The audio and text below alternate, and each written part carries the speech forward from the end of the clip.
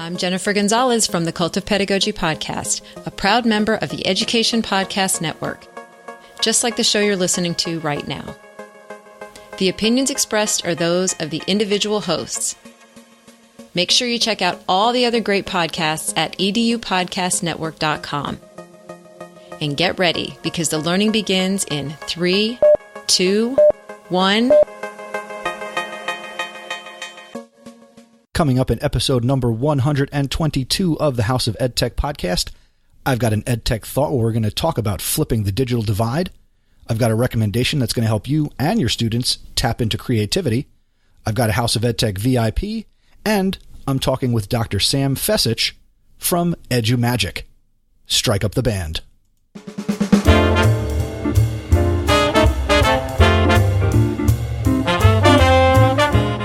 Welcome to the House of Edtech podcast. I am your host, Chris Nesi. The House of Edtech explores how technology is changing the way teachers teach and the impact that technology is having in education. I discuss technology that is changing our classrooms and schools, and I share tools and tips that you can hear today and use tomorrow. You're going to hear the stories of teachers, leaders, and creators just like you. The purpose? Whether you use it or not, technology is changing the way you teach and how your students learn.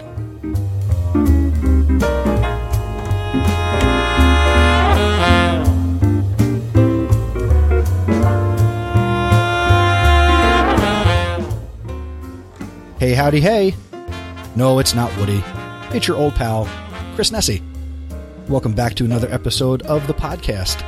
I'm very excited, as always, that you have chosen the House of Edtech podcast for your anytime, anywhere professional development. And what an episode I have for you today. As I said in the teaser, of course I have an Edtech thought that's going to come to us courtesy of Seth Godin.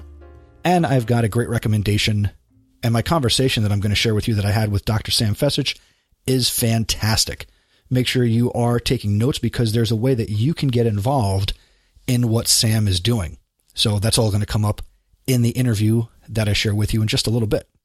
But first, I do have a couple of things here, and I want to hit right away on some feedback. And this question comes to us via Voxer from one of my awesome supporters, Mike Messner. Take it away, Mike. You have one new message. You were talking about Telegram in a podcast episode that you had a few months ago, and it gives you an idea about how far behind I am on podcasts. But I'm wondering if you did in fact replace Voxer.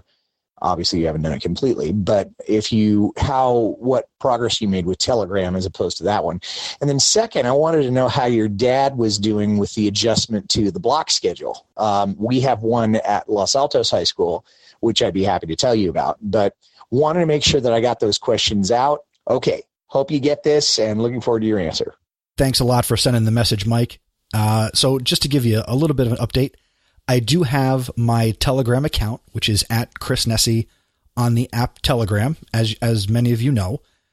I have it, but I haven't been really effective being an agent of change to switch over. So I do use Voxer. I do use Telegram. There are some people who have reached out to me via Telegram.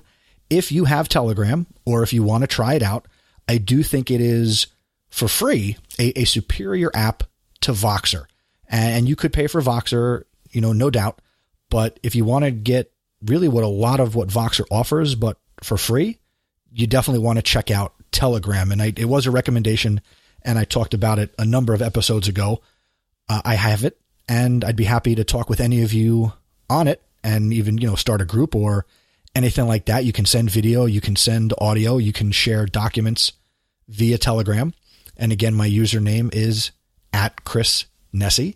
So, Mike, if you have the Telegram app, by all means, let's chat there. Maybe you and I together could make a difference.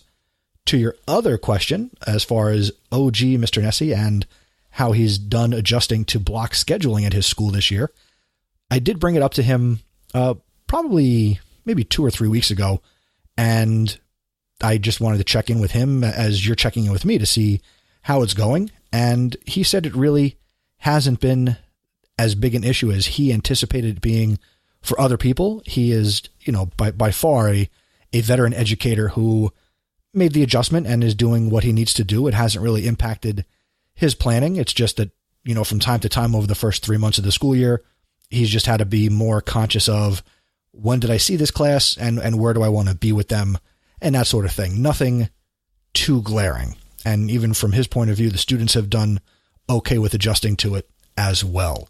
So for all intents and purposes, I guess things are good. And thank you for sending in the question. I really appreciate it. And if at any time you who's listening have a question, by all means, send it in via Voxer. Go to chrisnessy.com/feedback.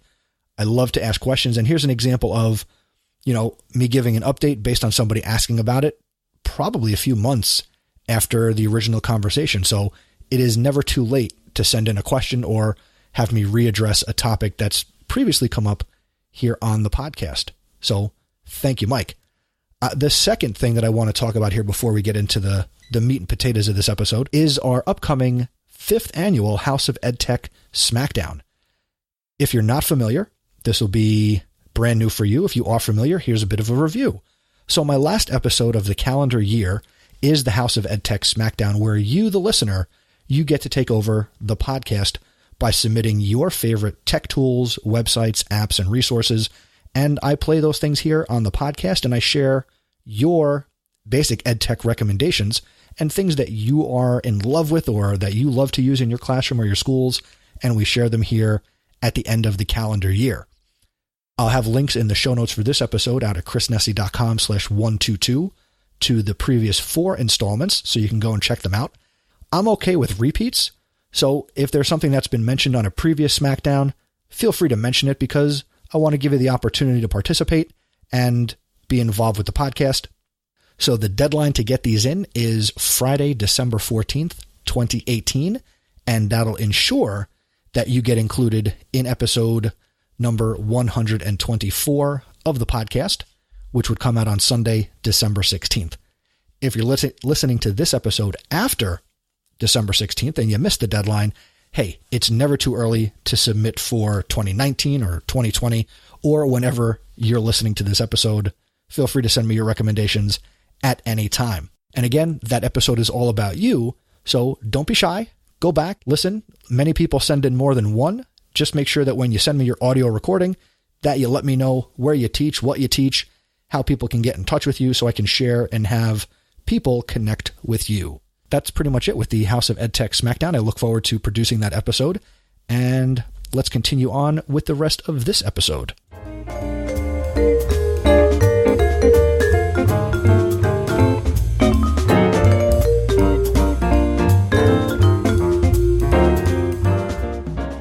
For this episode's House of EdTech Thought, I am going to share with you a blog post that Kate, my wife, shared with me from Seth Godin.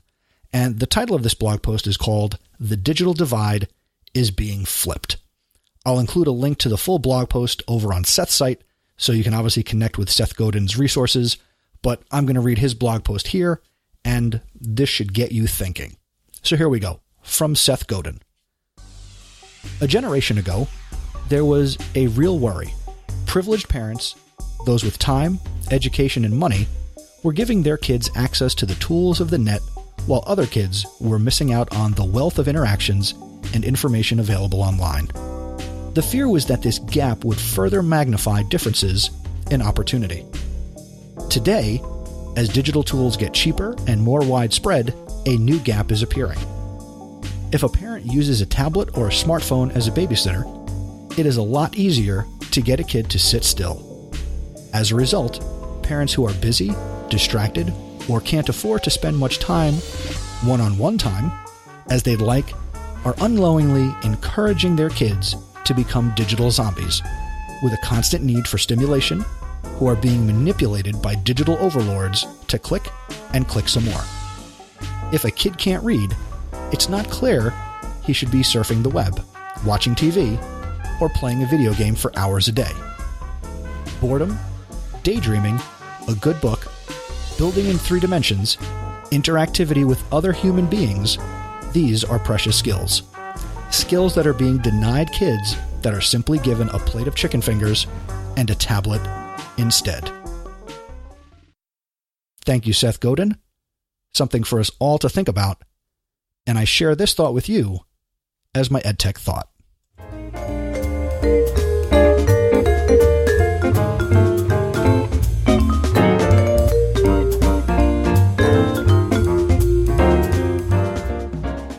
And now it's time for this episode's featured content, where I'm about to play for you a recent conversation that I had with Dr. Sam Fecich.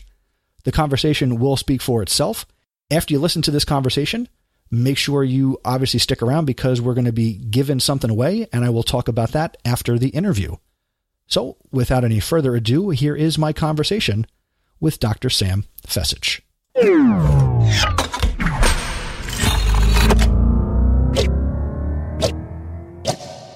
Very excited today to talk to Dr. Sam Fecich.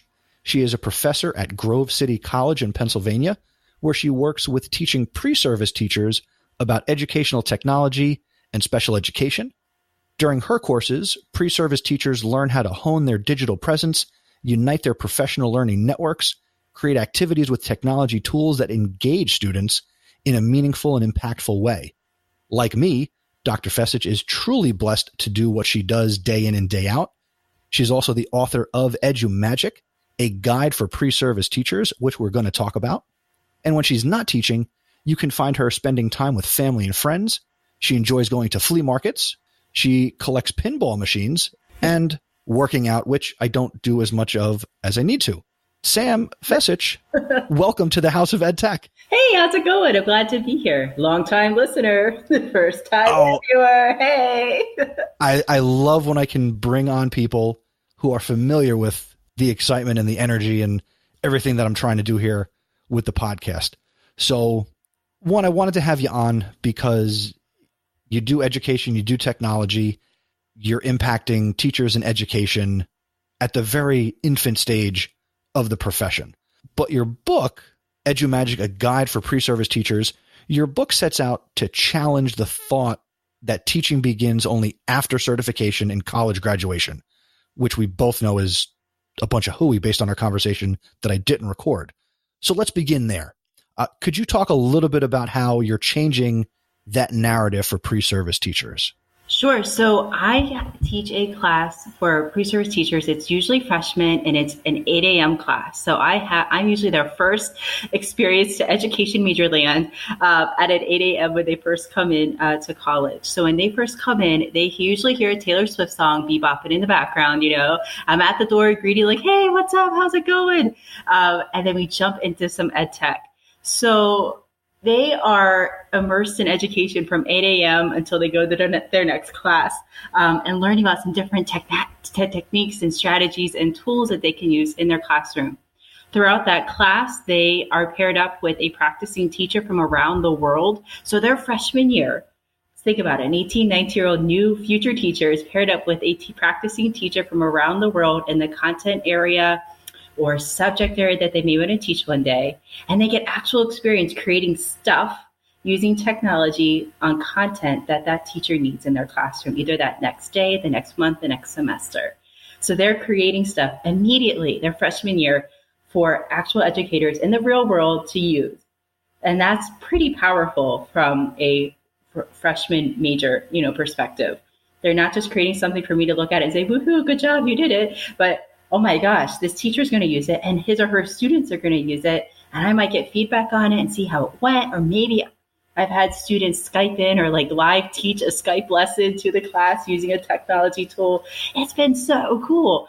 And just to see their perspectives change a little bit about using technology, because I teach the generation that have seen maybe technology not used very well in the classroom, perhaps smartboards being used as projectors, or digital devices use it. Oh, we have 5 more minutes to go play a game on the iPad. So trying to reteach that whole, yes, we can use it meaningfully in an impactful way. And it's not just one more thing, to think about at the end of a lesson. It should really be used in engaging in meaningful ways in the classroom. So long story short, create impact. Right. So you're really, you have to break them of 12 years of education when they get to you as college freshmen. So yeah, some of them have a great grasp on using technology in really cool and innovative ways, and some don't, and that's okay. I've had some students that come to my class, not this semester, but a few years back, that have never touched a computer before, which is really wild to think about it.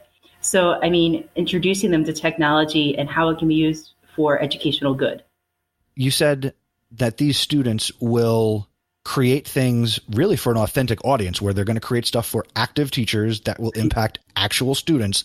So they're not just designing fluff for you to grade. Right. So what are some of those things that you've seen designed? And then I've got more questions after that, but I'll let you tackle that one first. Sure. So the past 2 weeks, we've been working on QR codes. So they've been creating QR code scavenger hunts or interactive things with QR codes for their co-ops. This week, we're starting on interactive whiteboards and really talking about the interactive part of interactive whiteboards. They're not just PowerPoint slideshows, and making them engaging for students for either large group, small group, station, or one-on-one instruction. So really talking about the importance of having it be an engaging, motivating tool, not just something that I go up there and write on, or I can do that on a whiteboard, not just a PowerPoint I can read stuff off of, but really thinking about the engaging part of it. And then they've done like Nearpod field trips for some co-ops. One that always goes over really well, another thing I forgot to mention, which I probably should have mentioned way at the beginning, is we do technology as it relates to the Danielson framework of teaching. So I'm not just saying, hey, here's a cool tool, here's a cool tool. Oh, look, this one's shiny and new. Actually, you can actually use this to show competency in teaching. So for example, getting to know your students, 1B. Students create a Google form or a Microsoft form, depending on what kind of school their teachers are in. And they share that out with their co-ops. So we've had a couple of students create like positive school support plans, Google Forms for their districts to use. Some teachers have used it for a student interest survey. Some have used it for what types of novels do you want to read in English class this year. So they're creating some authentic material for that teacher to use, which really makes it valuable. And it's embedded within that framework for teaching. So they show that they know that framework, and in their digital portfolio, they're doing their write-ups and they're showing how technology embeds really nicely into it. So it's not forcing it with all sorts of different tools. It really embeds really nicely within that framework. How do you decide what this course gives the students? So really, I guess some sub-questions would be, how long have you taught this course? And again, how are you making decisions about what these pre-service teachers should be aware of? Sure. So this is my 5th year teaching the course, about my 10th semester doing it. And every semester, everything changes because there's new technology to learn. So I go to Twitter to find what teachers are learning about, what their schools are requiring them to do, how they're using technology in neat ways. I find some game changers in technology integration, like Rochelle Poth or Kristen Nan, and I see what they're doing. I'm like, oh, I should probably add that into my class because that looks really innovative and it looks motivating and it's meaningful. So looking to see how teachers are using the technology and then showing those to my students and then having them create something for another teacher to use. So the inspiration just keeps going. Obviously, when you get them as freshmen, how many of these kids are actually going on to declare, I guess, the education major? Because I don't think you're going to be doing that as a first year student. So is this a course that, I guess, kind of separates the, I don't know how I want to say it, the cream rising to the top? Like, does this course help to weed out people who shouldn't be teaching? No, this course is in their freshman core for the education major. So they come in if they want to be an education major only class. So I don't have any non-declared or liberal arts majors. I have students who come in saying, I'm going to be a pre-K4 education major and I want to be a special ed teacher. So they come in declaring their major already. Is this the only technology course that they get? Unfortunately, yes.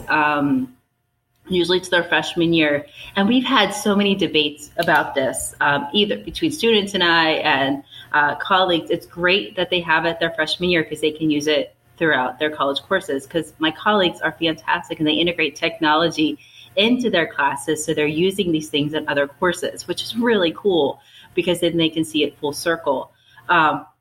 I do go into a class their senior year, just a really quick recap class, like, hey, here's some new stuff. Hey, did you remember this? We did that. So type things just to do a recap, but it's not an official class that they take. No, that's really cool. Obviously, I would be one who thinks that they should get more of that infused throughout their program, because even with my own student teacher, and again, before I hit record, love him to death. He's doing a great job, but he lacks technology. And he goes to a big time university here in New Jersey that shall remain nameless, yet it's the largest public institution in New Jersey. But he hasn't gotten any ed tech. Like, he's aware of tools, he's heard of some stuff, but then, pat myself on the back, I'm throwing out stuff at him every single day, like, try this, look at this, try this, create your account, let's try this. And sometimes I can see him being like, oh my gosh, there's so much out there. Right. And there really is. There is so much out there. And how do you choose the right tools that work best for you in your classroom? So by giving them lots of options. So, for example, when we talk about formative assessment, I give them like 5 or 6 options to choose. Like, I want you to look through this list, find a content topic that your club wants to do, and see what works best for that class. So maybe it's Kahoot, maybe it's quizzes, maybe it's this or that.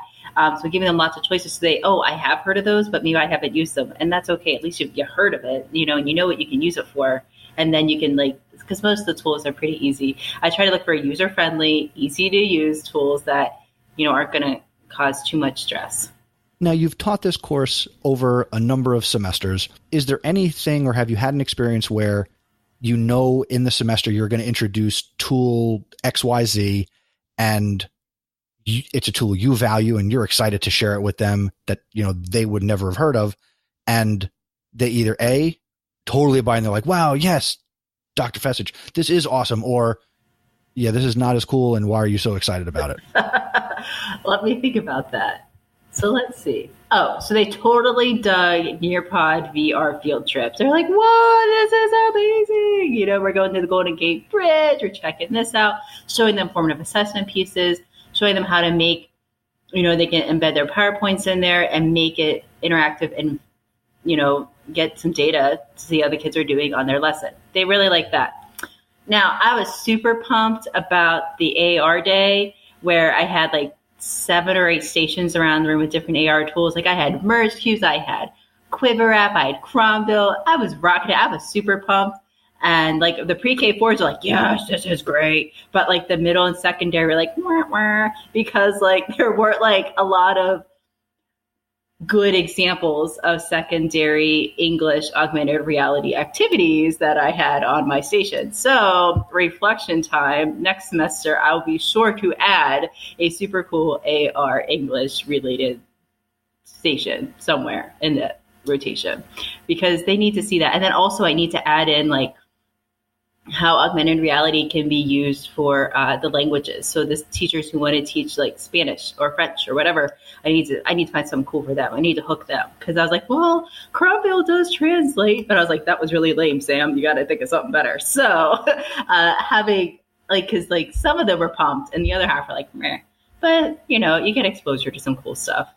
Now, obviously, a course like this seems like it's a semester-long conference almost, where each week is a new session, yes. Which that's me thinking like a teacher, and I don't know if, 20-year-old Chris would come into a course thinking that way, but that's how I'm framing it in my mind here. Totally. It's not lecture-based. I'm barely up in front of that classroom clicking through some stuff. I'm like, okay, guys, we're going to sign up for Ginzy today. I'm going to walk you through it, and then you guys are going to contact Pro, find some cool content. You're going to create something really awesome with it. There's a rubric for it, but it's kind of loosey-goosey because everybody's content's going to be a little different. I may have you must have 5 interactive things on your Ginzy, but that's about it. I want you to have fun with it. And honestly, don't tell them this, but the points are kind of whose line is it anyway? It's right. Don't put that on the podcast, but I'm just saying. That's how I roll. What, guys, if you try and show me that you put some effort forth, you're going to be fine. The other piece that I like is, again, that they get to connect with somebody who is actually teaching out in the world. So what are some of those relationships? What do they look like? And how do you make those matches? And what are some of the things that you've seen your students create that have gone out and actually been used? Sure. So that was a lot of questions in one. So how I make connections. First, ask on Twitter. They're my go-to. So I usually post in the summertime. It's virtual co-op season, and I post out a link to a form like, hey, if you're interested, here's the details, fill it out. My next stop is our alumni office. Like, alumni is like the secret sauce, let me tell you, because they want to give back in non-monetary ways, right? I know. So you reach out to them like, hey guys, I have this great opportunity for you to give back, to future teachers. We all want to work together. We're all better together, and it'd be awesome if you could partner with us. And I have a lot of alumni who come back year after year because they want to give back, and they are fantastic. It's fantastic. And then my next stop is, once I have all my co-ops, I get probably about 50 a semester, and I teach about 40 students. So once I have all 50, my lovely TA prints out bios of every co-op with their picture, who they are, what they teach, maybe an education major area that they would, best fit for them, like elementary, special, middle level, secondary, a little bio about themselves, and their picture. May have mentioned that, and their picture. And before the students come to class, I post all these bios around the room, and I give each of them 3 stickies. I'm like, okay, guys, we have 3 votes here. I want you to put your name on the front of every sticky, and on the back, I want you to write why this person make a good match for you. Now, I've learned if you give them buy-in, goes a lot smoother because, they have a voice in it. So I have some students who are paired with teachers who are outside of their major area because maybe they want to go into master's work, and maybe they want to be a reading specialist or a tech coach. So that's why they want to be paired with a tech coach or a reading specialist. I would never have known that if I would have just be like, oh, look, so-and-so lives in Virginia and this person lives in Virginia. Oh, look, I'll put them together. That's, how I used to do it. Some people will pick co-ops who taught in their home district, which is actually kind of cool. So like, so they decide, and then I go through and I try to give everybody their first choice, second choice, third choice. And some, just don't get their all 3 choices, and that's the way life is. That's okay. So then it's like the Oscars. Whenever you give them out, I filmed it one time, and one student said, "This is better than the Oscars." Like, is it really? That's kind of cool. So they get an envelope with their name on it, and they get to reveal their co-op, and they contact their co-op. And they must Skype with them since it's the fall semester now. They have to do it before Thanksgiving break. So they actually see like a face behind the computer, behind the screen. I think that gives more buy-in. And some really neat things that have come out of this collaboration are things that grade levels have used. So if partnering with a 3rd grade teacher, she'll share whatever her co-op created, like a Canva poster about, does 3rd grade do CBC words? If they did CBC words, and then the whole 3rd grade cohort gets that, which is kind of cool because you'll be able to, if a student goes into that classroom for an observation, because I've had some students actually go visit their co-ops during breaks or something for a field or for an observation, and they'll see something that they created in their classroom, which is really cool. I've had other students teach a live session over Skype or Google Hangout to a class, which is really neat. That's a really neat experience, something I never got to experience as an education major in college. So I don't know, it's kind of cool. We've had participants from Germany, Canada, Australia, US, obviously. And then someone who teaches just online. And that was a neat experience too, because I didn't know that this student wanted to teach online, and she found that, this might be something I'd want to explore, later in life. So that's kind of neat. What have you seen in your time with this course that students have created that you were like, wow, this is what you came up with, and wow, that's really amazing? Overall, like when I first taught this class the first semester, the quality from when that class was taught to now, the quality of work that they do overall is just a lot better, because it's not just going to me. For me, it has to be good enough. For a teacher and for students, it has to be good. It has to be amazing. It has to be students are going to be using it, so it has to be great. I've actually had students hand stuff into their co-op, but they won't hand it in to me to grade. I'm like, dude, I got to grade this. I'm sorry. There's a rubric, and there's grades. I'm sorry. But they'll hand it to their co-op. Everything will be great. Like, oh, I never got that assignment. They're like, oh, I gave it to my co-op. Oh, send it to me too. So it's really interesting that, they really value that relationship between their co-op. I mean, they're contacting them weekly, whether that be through Twitter, email, text box, or whatever they use to communicate. And they're creating that connection too, which is really important as a new education major. You're creating that PLN and those connections early. And that's kind of cool. Again, going back to the idea that you've been doing this for 5 years, and 5 years is an eternity in education technology, let alone regular technology. I don't even know what kind of game this is. What's something that you did, say, in that first or second year that you shared with students that doesn't exist anymore? And what's been going strong that you love to recommend and share with your students as an EdTech tool? Well, I know I spent like a week on smartboard software. And yeah. The expression was priceless, folks. It was, yeah. It was a long lesson. And at the time, since it was freshmen, it was like a 30 or 45 day trial. So by the time they got to seniors, they couldn't re-download the software. They had to, find something else. So now, instead of that, I use a website that they could access for free at any time throughout their college career. So that's changed. Well, now real quick, what is that website? Because sure. you know the show you're on, so we got to recommend stuff. I don't know if I say it right, so that's why I didn't say it. I say Ginzy, Gynzy. It could be Ginzy or Ginzy. I don't know. However we want to pronounce that. So I introduced that to them, and that they can use across interactive whiteboards. So they're not only just using smart notebook software. If that's what their school is using, is their school is using Promethean or Mimeo or whatever XYZ hardware, they can use this tool across those. So that's kind of cool. And it's interactive, and it makes it a unique learning experience for their students. I've had students go into fields and student teaching using that website, and they actually get their district at their student teaching to purchase it because they really enjoy it that much. Nice. That's how you become indispensable. Yes. What else? So I was using in the beginning of the semester, since I was fresh out of doctoral PhD, doctoral work. I'm like, let's use Erasmus, and it's going to be awesome and great.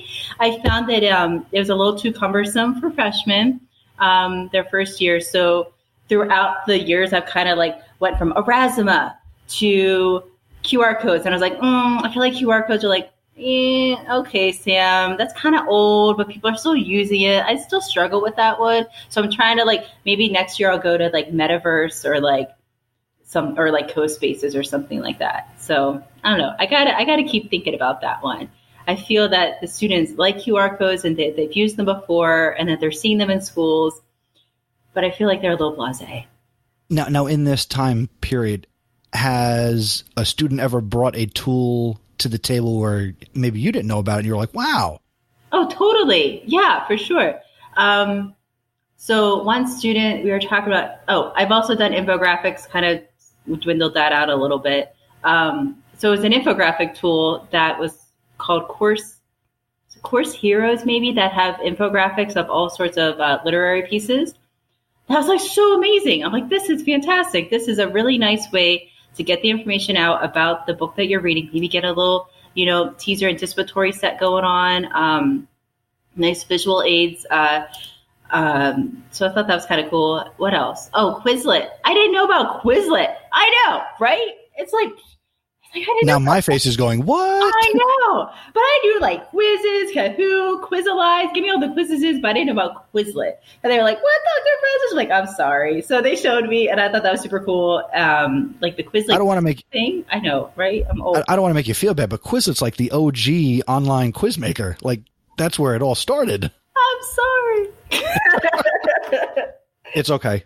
You get a House of EdTech pass. Thank you. Yeah. So I mean, they do show me lots of cool stuff, and taking them to conferences or they'll be on a Twitter chat and Dr. Fecich, I got to share about XYZ tool. I'm like, that's so cool that they get to share that information, and they have and they can tweet out what they created or a link to something, and, have other people see it. So they're sharing among their PLN as well, which is really cool. Since you said it, I'm going to use this to open the door to the idea of the PLN, which is something else that you've written about, and obviously you're instilling in them throughout, this course. So what are some of your strategies for developing the PLN? And whether you're dealing with a pre-service teacher or somebody who's been teaching for 20 years who maybe doesn't have the developed PLN, what are some strategies that you could share that would help somebody develop their network?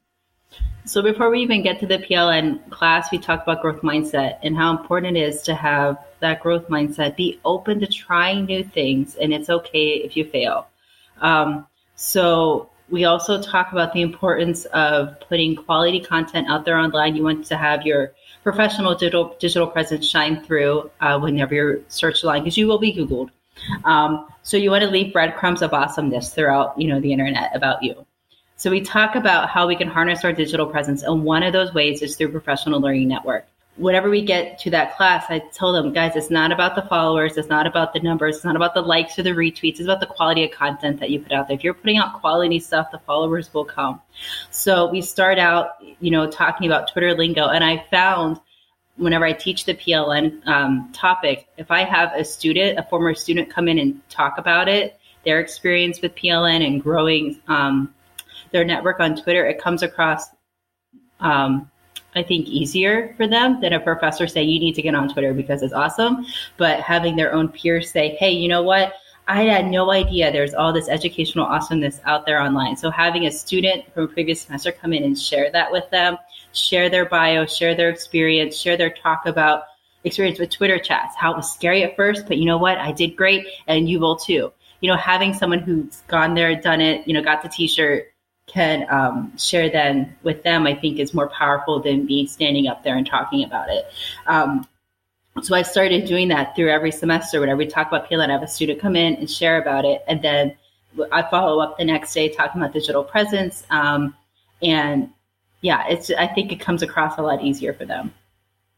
I love that, bringing in, another, young gun, a hired gun to tell their story, which is super valuable and super relevant, as opposed to, you have your network and, you're well connected, but it'll mean more coming from somebody who is also at that early stage of developing the network. So that's a great strategy. Exactly. I've also had former students of the class record videos. So whenever I taught it online, I had them record videos about their PLN experience or their Twitter experience and share that, like they would be like the new seniors, of the class, they could share back their wisdom. So having that as well, someone that's closer to where they are in their development for their PLN. Because it's really easy to say it's all about the quality when you have like a lot more followers than they do. And like in that generation, it's all about the likes and the followers and how many people, you have. So I think encouraging them, instilling in them the importance of having that digital presence. So they're going to put the link to their portfolio on there. They're going to be sharing out articles, sharing out takeaways from classes, and things that they can be tweeting, because they're never just a pre-service teacher. Oftentimes I get students say, I have nothing to say. No one's going to care what I have to say. I'm just Susie Q, practicing teacher. But no, you're never just Susie Q, practicing teacher. You're Susie Q who's going to an Edtech class and learning some cool stuff. Maybe you should tweet that out. You're Susie Q going to this really cool methods class and you learn about this awesome strategy. Maybe people want to hear about it. What's your thoughts on, Maslow's hierarchy needs? How have you seen that play out in a classroom, So they're never just a pre-service teacher. They all have ideas and experiences that they need to share and the world needs to hear. The best part of what you just said is that wherever you are in your career, you've got perspective, point of view, you've got whatever life experiences you've had that got you to where you are at any given moment. And too often, you're teaching the next gen how to kind of harness that. And I think it's great for people even listening to this show to be reminded of that when you think, who am I? I've talked for a number of episodes in the past about, fear of missing out on certain things and feeling like an imposter sometimes, but still pushing through and wanting to create the content and share my voice and my perspective. And that's certainly encouraging. Now, with that being said, when in the semester do you do a unit or basically a number of weeks on like podcasting and creating podcast content? Yeah, we don't talk about podcasting. I think we definitely should. It should definitely. No. Again with the Quizlet, right? Gee, I'm proud. Yeah, no, absolutely. So we do talk about creating media through video tools like Edmodo, but we don't talk about podcasting. It's definitely something to put in this semester. Well, if you ever need a guest speaker, I know a guy. I think I know somebody. I'll bring your kids onto my show. Absolutely. They just co-moderated a Twitter chat the other night as a class. So that was awesome. That was so cool. Nice. Do you require them to get into certain Twitter chats? Like, hey, check out SatChat and have your mind blown at 7:30 a.m. on a Saturday morning. I required them to participate in 5 Twitter chats throughout the semester of their choice, but they have to be 5 different ones. They can't all be NT2T.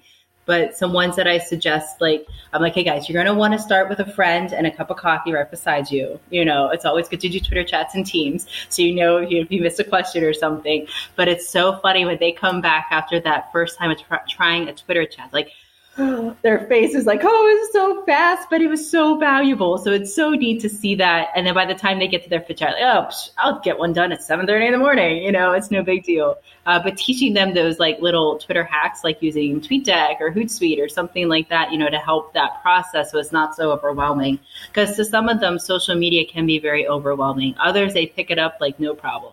That's awesome. I mean, again, more teachers. And there aren't enough programs and courses like this for the pre-service teacher.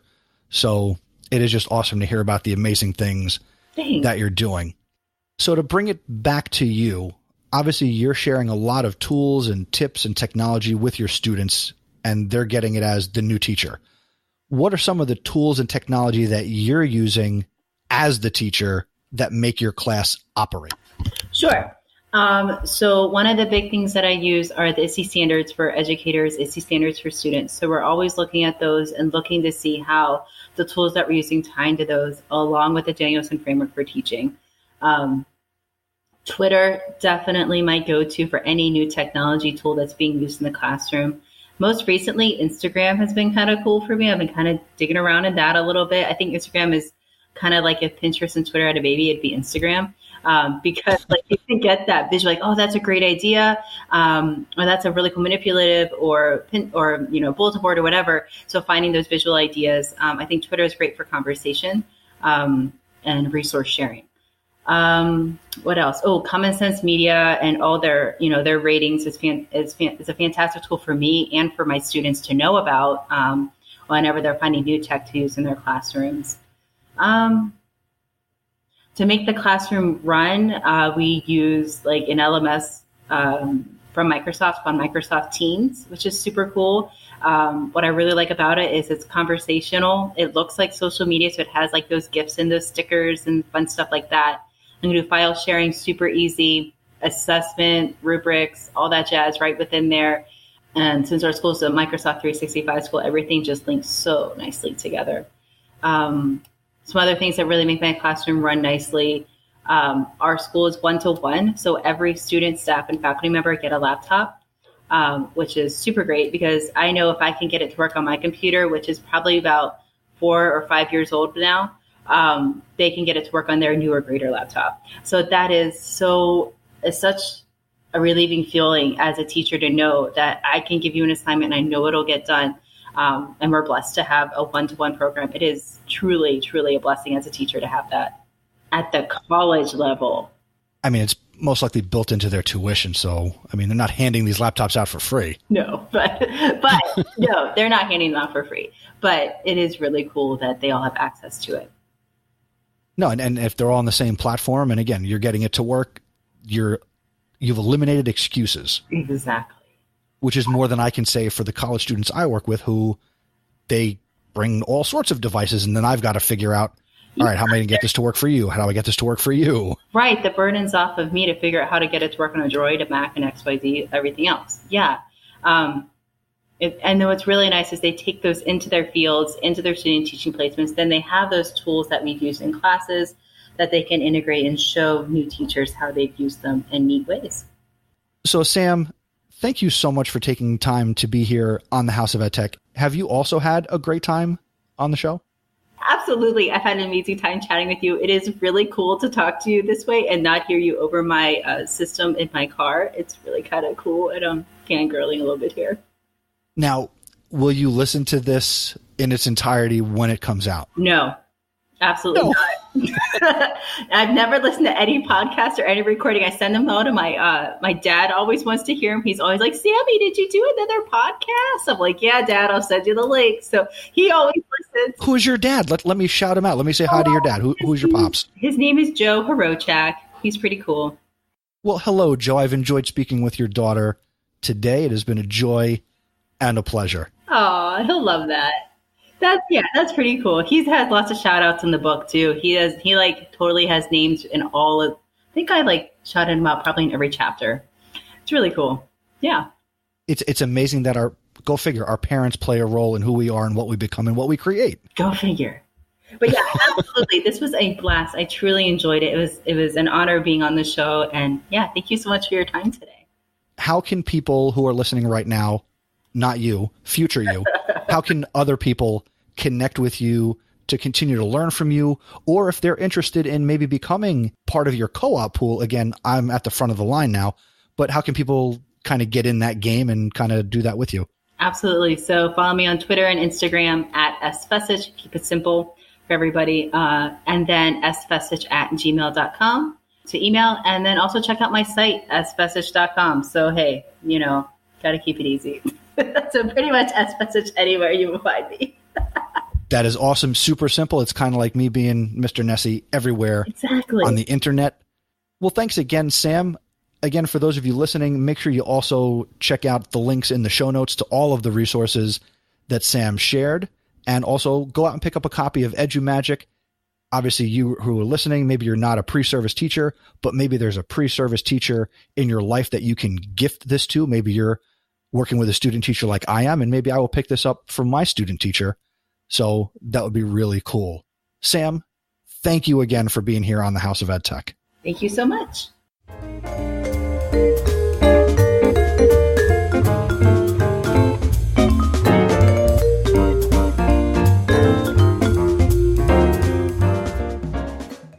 All right, Sam, that was a great conversation, and I hope you who is listening also enjoyed the conversation. And another special shout out to Sam's dad. Thank you for listening to the House of Edtech podcast. You should be very proud of your daughter and all the amazing things that she's doing in education. But speaking of Sam, and again, we talked about her book, EduMagic, again, courtesy of EduMatch Publishing. We're going to be giving away a couple of copies of the book. Now, how do you win one? It's again, I'm running very simple contests here that require you to do very little, but again, you have the opportunity to come away with something nice. So here's all you need to do to win Sam's book.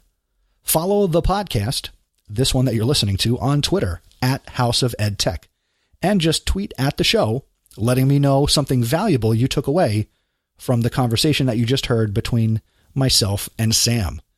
This contest will be open until December 31st, 2018, and I will announce the winner or winners in my first episode of 2019, and that's going to come at you in episode number 125.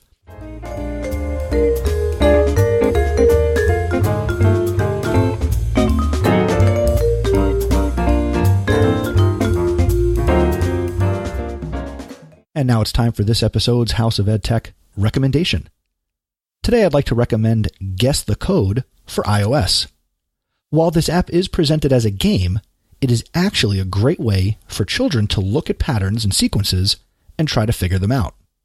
The app generates different color combinations, and it is up to the user to decipher the pattern and enter the next color. The computer mastermind has chosen a secret code. Can you crack the code before you run out of guesses? Guess the Code is one of the best code-breaking games for your iPhone or your iPod Touch, and also your iPad, because that's where I play it. Your device chooses a sequence of colors, and you must try to guess the sequence within a specific number of guesses. Guess the Code Free includes a host of exciting features, including great graphics and exciting sound effects, configurable difficulty levels, use letters, which is a mode for colorblind players, and it automatically saves when you exit the app to receive a phone call. It's a pretty cool app. It's a bunch of fun. I've been playing it, and Miles has also tried it out. So give it a shot. It certainly speaks to creativity, and what kid and adult doesn't love a good mystery or a brain-teasing puzzle that also gets us to think a little bit creatively. And here is a bonus recommendation that I did not include in any of the promotion for this episode, so you get it just by listening. We have a new podcast on the Education Podcast Network. It's called Teachers Need Teachers. The host is Kim Lepre. Here's the description. Teachers Need Teachers is the podcast for new and beginning teachers. It's inspired by the questions beginning teachers are asking all around the web, plus the questions that you didn't know you should ask. Host Kim Lepre helps you clear the confusion and figure out what to focus on so that you'll have the most positive impact in your classrooms without losing your freaking mind. Kim wants to help you navigate through those crazy first years of teaching while maintaining your sanity and a personal life. Welcome to the network, Kim Lepre. Go check out Teachers Need Teachers at teachersneedteachers.com. And again, welcome to the Education Podcast Network. And those are my House of Edtech recommendations.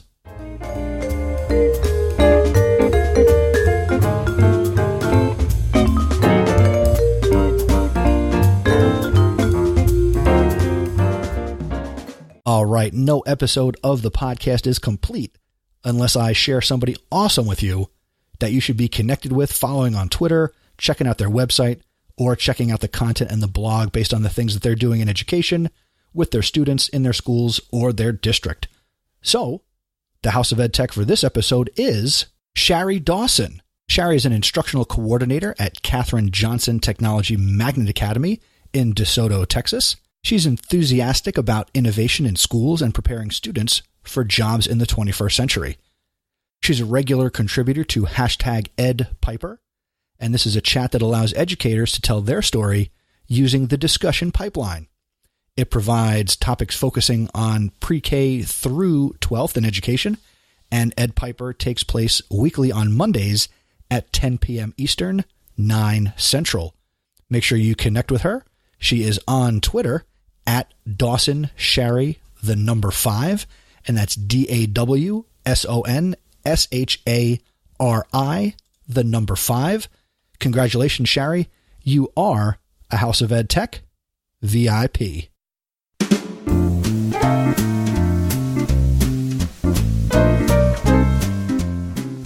All right, that's going to do it for episode 122 of the House of Edtech podcast. Thank you so much for listening. Thank you to Mike Messner for sending in a great question. And thank you so much to Dr. Sam Fecich for being here on the podcast and having an awesome conversation. Remember to get your tweets to @HouseofEdTech on Twitter if you want to enter the contest to win a copy of Sam's book. Let's keep the conversation going for this episode. I would love to connect with you and hear your thoughts on all the information and resources.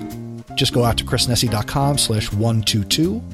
Or if you want to let me know your thoughts, go to chrisnessy.com/feedback at any time for any episode of the podcast. Now, if you enjoy the House of Edtech podcast, there's a couple things you can do to help out what we're doing here. First and foremost, tell somebody else about the podcast. You listen. You're listening right now. You enjoy it. Go tell somebody else. There's got to be another teacher, administrator, educator in your life who would benefit from the sultry sound of my voice and what I share. You can also become an awesome supporter of the podcast. My awesome supporter program is powered by patreon.com. And if you want to help us out, you can go to chrisnessy.com/awesome, just like the following awesome supporters, which include Anthony Arnaud from the New Teacher podcast over at newteacher.org, Eric Kurtz from controlaltachieve.com, Dan Gallagher from gallaghertech.edublogs.org, Peggy George from Classroom 2.0 Live, Jen Giffen, co-host of the Shooks and GIF podcast over at bit.ly/shooksandgif, Mark Grindell, Jeff Herb from instructionaltechtalk.com, Mike Messner at TeacherMike72 on Twitter, JP Prezavento from the Bits and Bytes of Education podcast over on jpprez.com, Scott Titmus, and Brent Warner from the edtech.tv podcast. Thank you to all of you, and thank you to you if you become a future awesome supporter as well. But if you don't, that's okay. I'm still going to make this podcast. But again, if you want to do that, just head over to chrisnessy.com/awesome. The next episode of the House of Edtech will be episode 123. Hey, 123. That sounds like fun. Anyway, that's going to come out on December 2nd, 2018. Also, here's another reminder, get your Smackdown entries in for episode 124 and get those entries into me by Friday, December 14th, 2018. Audio is the best way to do that. Until next time, thank you for learning with me, and remember, using technology isn't difficult. Just give it a try.